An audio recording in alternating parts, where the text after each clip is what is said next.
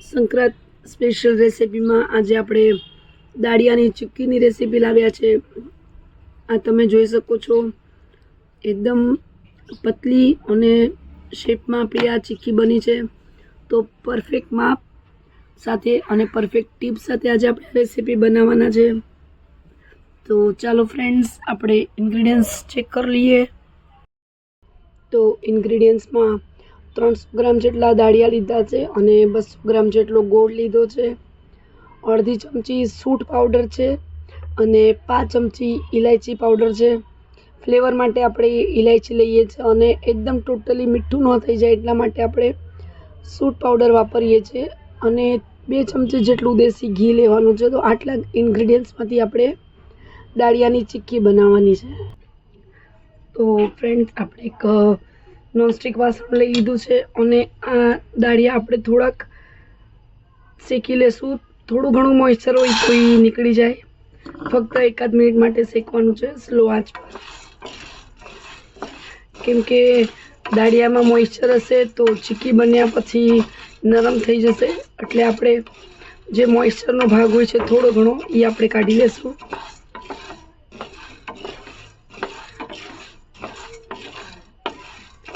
તલની ચીક્કી બનાવો તો એને થોડુંક વધારે શેકવું પડે છે, તલ ફૂટે ત્યાં સુધી।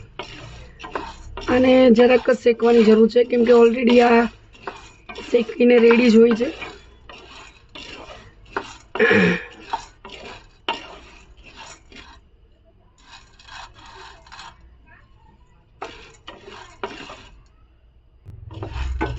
દાળિયા આપણા શેકાઈ ગયા છે, હવે આપણે એને થાળીમાં કાઢી લઈશું।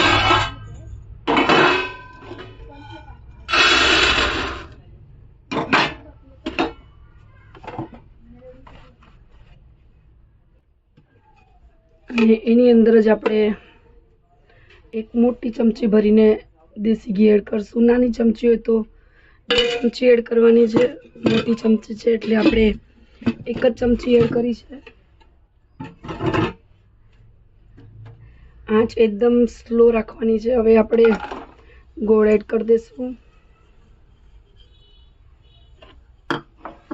અને આપણે એને કન્ટિન્યુ હલાવતા જશું।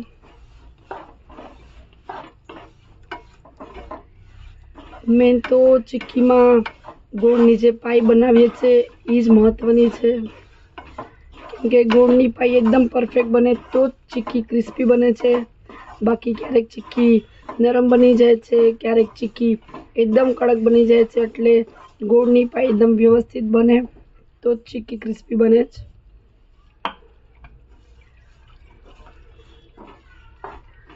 તો ગોળની પાઈ ચેક કરવા માટે આપણે ઓલરેડી વાસણમાં પાણી લઈને રાખ્યું છે। હવે આને સ્લો આંચ પર એકદમ વ્યવસ્થિત હલાવશું, એટલે તળિયેથી દાજી ન જાય।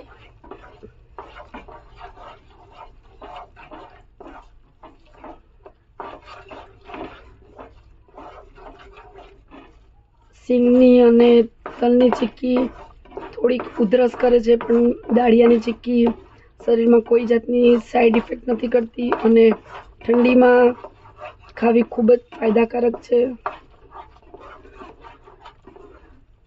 અત્યારે સંક્રાંત નજીક આવી રહી છે, એટલે તલની ચીક્કી, દાળિયાની ચીક્કી, ડ્રાયફ્રૂટ્સની ચીક્કી બધા બનાવતા જ હોય છે। તો આપણી ઓલરેડી તલની ચીક્કી, ડ્રાયફ્રૂટ્સની ચીક્કીનો વિડીયો બનીને અપલોડ થઈ ચૂક્યો છે। ફ્રેન્ડ્સ, 2 દિવસથી તબિયત થોડીક ડાઉન હતી, ગળું બેસી ગયું છે। આજે વિડીયોમાં અવાજ બરાબર નથી આવી રહ્યો, 2 દિવસ તો વિડીયો અપલોડ નહોતા કર્યા, તો આજે થોડું ઘણું ગળું ખુલ્યું છે। તો આપણે આ ચીક્કીનો વિડીયો બનાવવાનો વિચાર કર્યો અને વ્યુઅર્સની પણ ડિમાન્ડ હોય છે કે સંક્રાંત સ્પેશિયલ રેસીપી અપલોડ કરો, તો આજે આ ચીક્કી આપણી બની રહી છે દાળિયાની।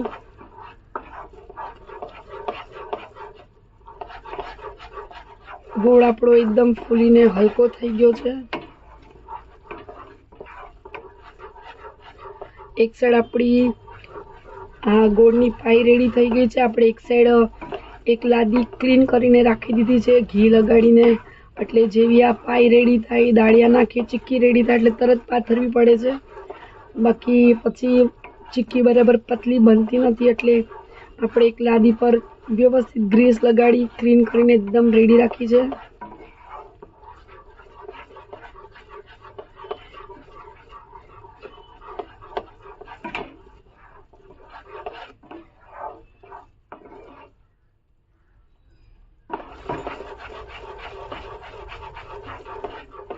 ચીક્કી માટે મેં કોલ્હાપુરી ગોળ જ વાપરવાનો. આપણો જે દેશી ગોળ વાપરીએ છીએ એની ચીક્કી એકદમ પરફેક્ટ બનતી નથી, તો કોલ્હાપુરી ગોળ જ વાપરવાનો, સારી ક્વોલિટીનો.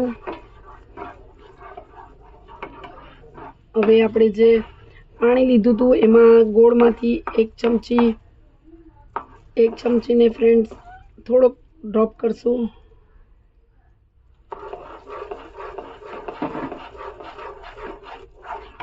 અને હવે ગેસ જરાક વાર માટે બંધ કરી દઈએ, કેમ કે ચેકિંગ કરશું ત્યાં સુધી તો ગોળ પાછો બળી જશે, એટલે ગેસ બંધ કરી દીધો છે. લોયું ગરમ છે એટલે એને હલાવ્યા કરશું.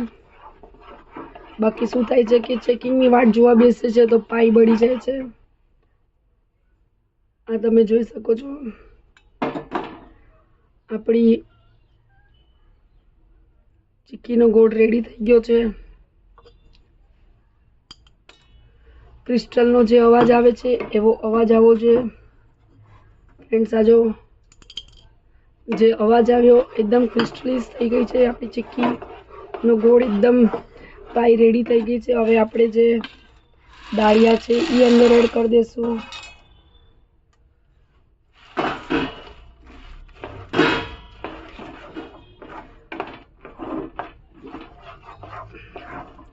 અને જરાક ખાલી ગેસ ચાલુ કરશું આપણે.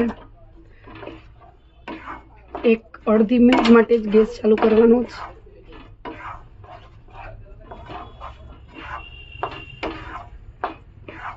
કેમ કે લોયું આપણું ઠંડુ પડી ગયું હતું, અને પાઈ ઠંડી પડી જાય પછી ફેલાવવામાં બહુ જ તકલીફ થાય છે. હવે આપણે ગેસ બંધ કરીએ અને ફટાફટ પાથરી દેશું. તો ફ્રેન્ડ્સ, અહીંયા લાદીમાં આપણે ગ્રીસ કરી રાખ્યું છે. હવે અને વ્યવસ્થિત પાથરી દેશું.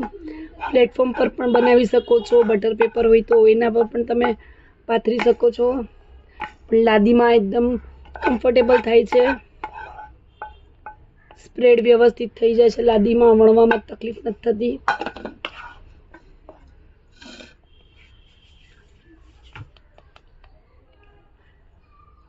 પેલા આપણે આપણો જે ચમચો છે એના મદદથી ફેલાવી લેશું.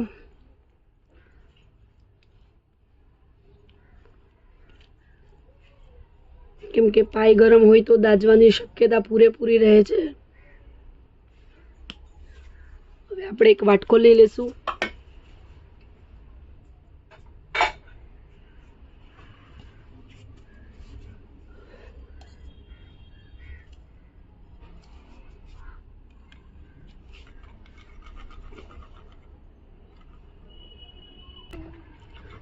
વાટકાના મદદથી આપણે પેલા આને ફેલાવી લેશું. હલકા હાથથી ફેલાવાનું છે, બાકી દાળિયાનો ભૂક્કો થઈ જશે.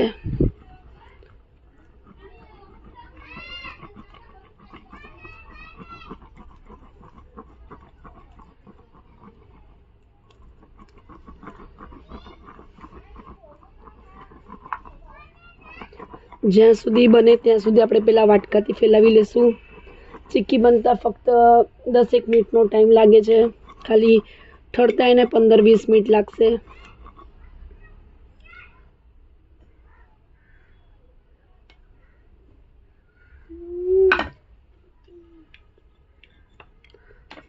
તો હવે આપણે જે વેલણ લીધું હતું એનાથી આપણે પ્રેશર દઈને ફેલાવી લેશું.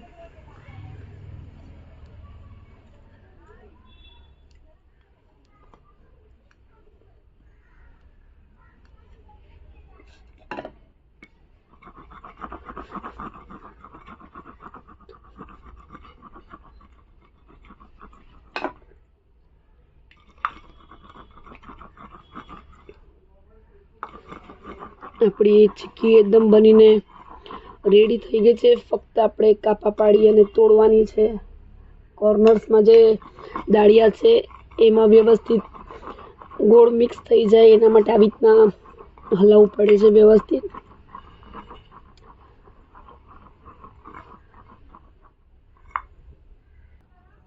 હવે આને આપણે 10 મિનિટ સુધી ઠંડી પડવા દઈશું. થોડી ઘણી ઠંડી પડે પછી આપણે કાપા પાડવાના છે. તો ફ્રેન્ડ્સ, ચીક્કી થોડી ઘણી ઠંડી પડી ગઈ છે તો આપણે કાપા પાડી લેશું.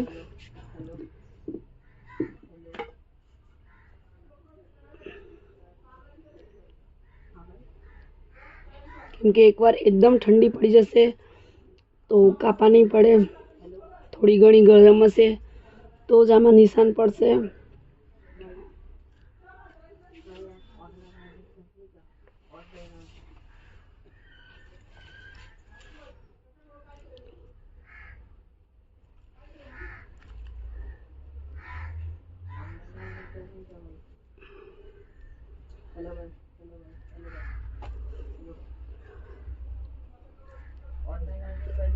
તો આપણી ચીક્કીમાં કાપા પડી ગયા છે.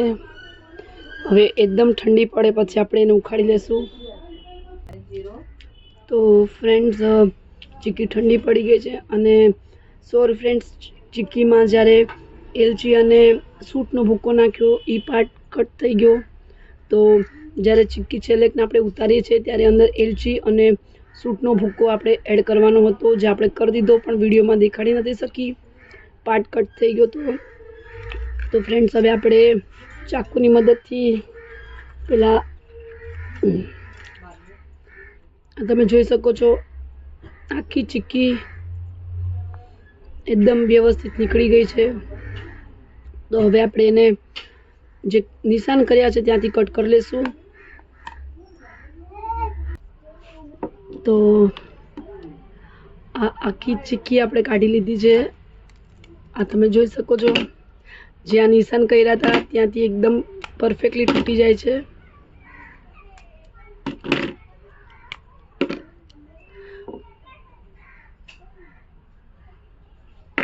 હવે એવી રીતના જ આપણે બધી ચીક્કી નોખી કરી લઈશું. નિશાન કર્યા હોય એટલે ચીક્કી બરાબર સ્ક્વેર શેપમાં તૂટે છે.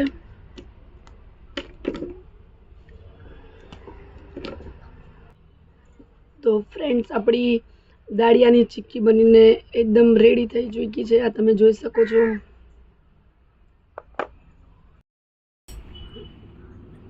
દાળિયાની ચીક્કી આપણી એકદમ જ રેડી થઈ ચૂકી છે.